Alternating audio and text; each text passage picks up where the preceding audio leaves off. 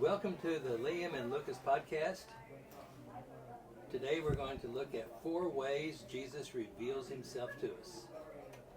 By parables, by his sayings, by miracles, and by his encounters with others. So Lucas, will you begin for us? Yeah. So my favorite parable of Jesus is the wedding feast. I think it's incredible how he condenses the whole Bible into one short story that condenses, and he portrays it through human nature in the way that somebody is holding a wedding feast and people have excuses and things in their daily life that they tend to. And that represents how God shows his mercy to us and we ignore him and we spite him. And also how terrifying the ending is, because it shows how our nature responds to God naturally, and it's a terrifying thought to be cast out of heaven, and it's very sobering, and I think it's something that everybody should think about. So that's why it's my favorite parable. It's a very strong story. It's a very strong visual.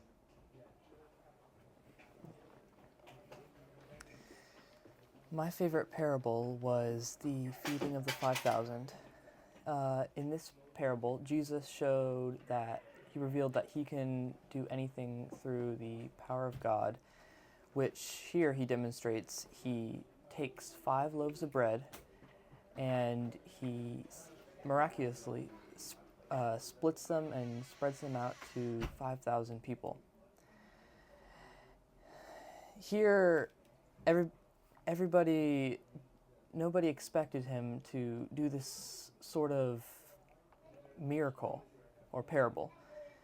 And according to Philip, he expected to somehow raise money to be able to purchase all of the food, which would not, with the money they had, there still wouldn't be enough. So the bread and the fish are brought to Jesus, and Jesus splits them amongst them all. Philip had planned on splitting the food by buying it, but he was looking at it from the wrong perspective. Jesus was doing it from his work, not manly works. Jesus was different by passing all the human effort and doing the impossible by, and I quote, "not by might nor power, but by my spirit." And that is my favorite parable. So that brings me to my favorite saying of Jesus, which is Matthew 10:16. "Behold, I send you forth as sheep among wolves. Be ye therefore wise as serpents and harmless as doves." This speaks to me because of how practical it is. It reminds me of a proverb, even though it isn't from the book. So he's telling us Christians to be as prudent as a serpent, to really be aware of people and what they're up to, but to also be as innocent as a dove, to still love everybody that way that Jesus does. And that's something that he told his disciples to do, and it's what we have to follow suit in. And I like how simple it is. It's something that you could just flash in your mind and it changes your disposition. So that's my favorite saying of Jesus. My favorite saying of Jesus is how the Pharisees ask for proof that he's the Son of God when they have right in front of him the living proof. Here, Jesus reveals his knowledge of evil and how the Pharisees were thinking of him. Here they asked for a sign that he is the Son of God, but Jesus, knowing their thoughts and intents, says that an evil and adulterous generation seeks a sign, but no sign will be given to it except the sign of the prophet Jonah. Then he continues on to mention how he will be raised from the dead in 3 days and 3 nights. What's really important here is to notice how Jesus knew their hearts and intents, and armed with the knowledge of this evil, he contradicts them by speaking of their evil and their wishes to, kill him.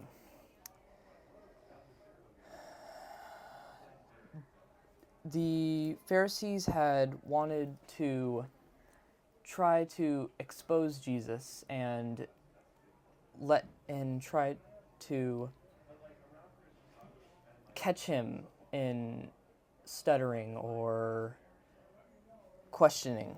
But here Jesus, knowing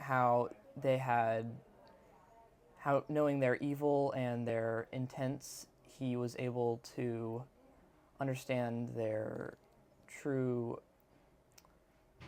evil and try to contradict it. And that's my favorite saying. And now I'm going to talk about my favorite miracle of Jesus, which was raising Lazarus up from the dead. There's so many things about it, like how Jesus waited a few days so that Lazarus would die, so he could specifically raise him up from the dead. And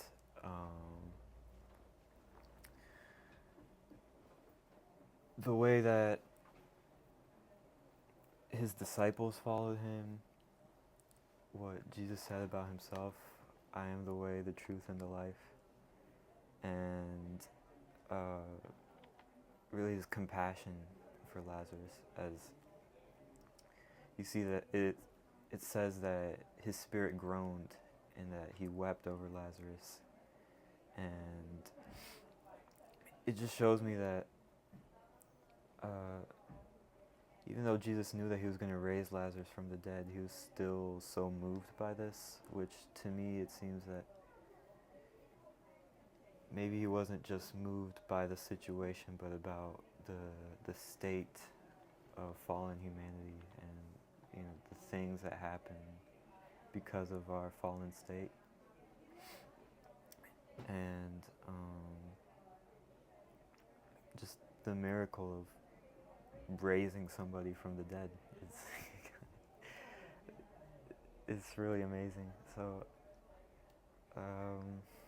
yeah, that's my favorite miracle. There's endless things to look at just in Luke 18, which is that miracle.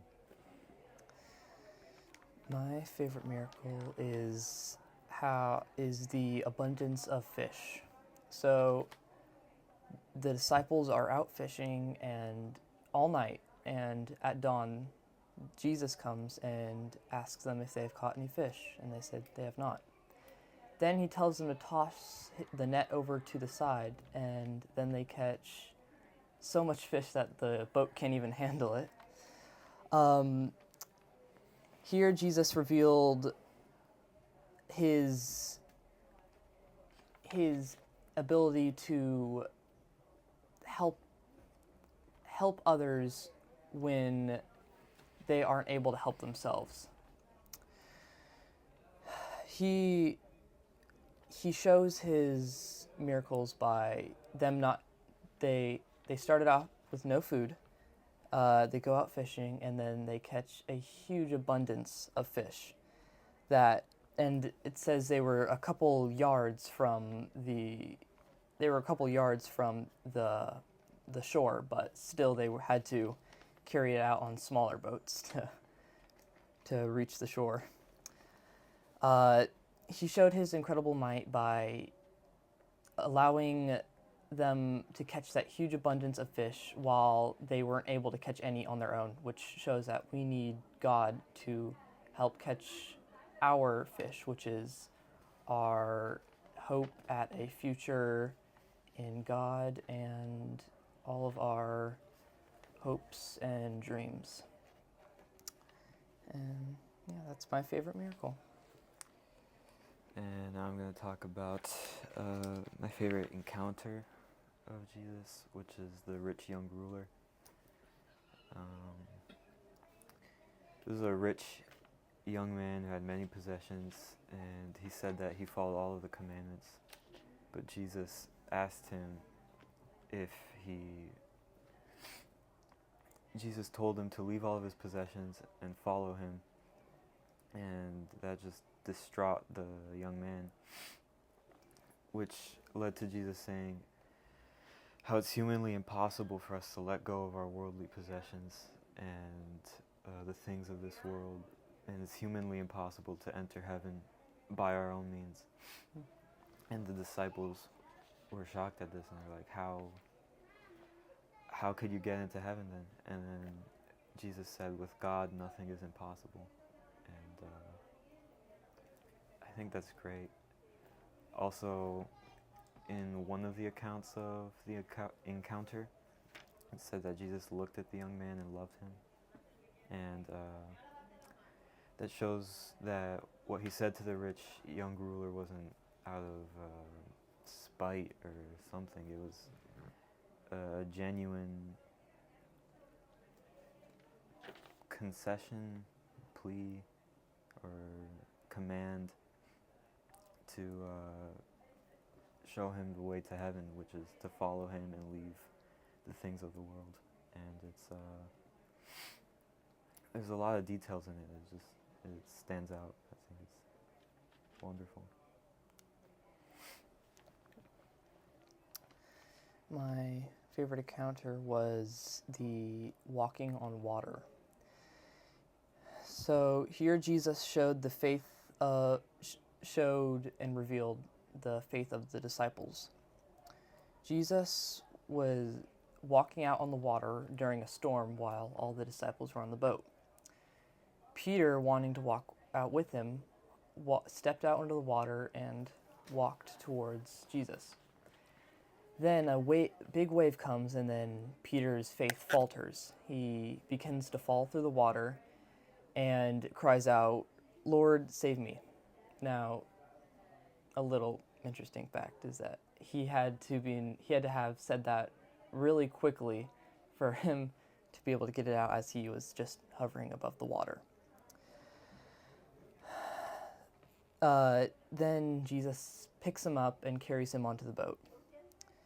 This shows how we think we are able to reach God.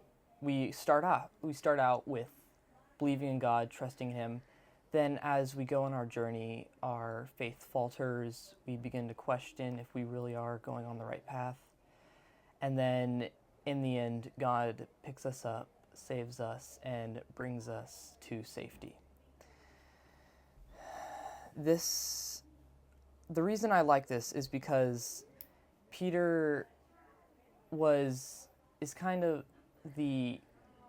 from what is written in the Bible, the main disciple that is really most talked about in the books. And the fact that he had this faltering faith was I found really interesting. And the fact that even though God was right in front of him, Jesus was right in front of him, walking out on the water, and was there to help protect him, a wave was able to just make him falter and just begin to plunge into the deeps, which could represent sin, us falling into our own sin. And yeah, it's my favorite encounter. So those were the 4 ways that Jesus reveals himself. his parables, his sayings, his miracles, and his encounters. And those are what stood out to us. Yeah. We hope you look forward to the next Liam and Lucas broadcast, where we learn more about Jesus.